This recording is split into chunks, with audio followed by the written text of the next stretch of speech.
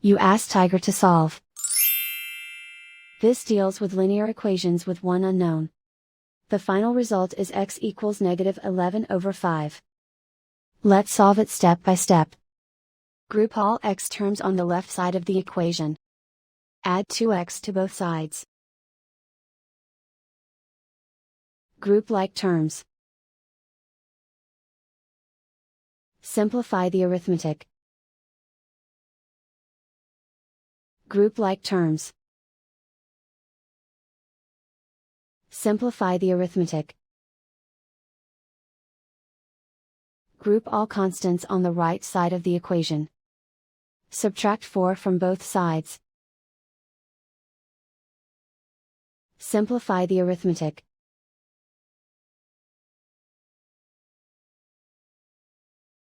Isolate the x. Divide both sides by 5.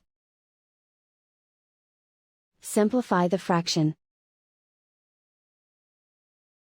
And so the final result is x equals -11/5.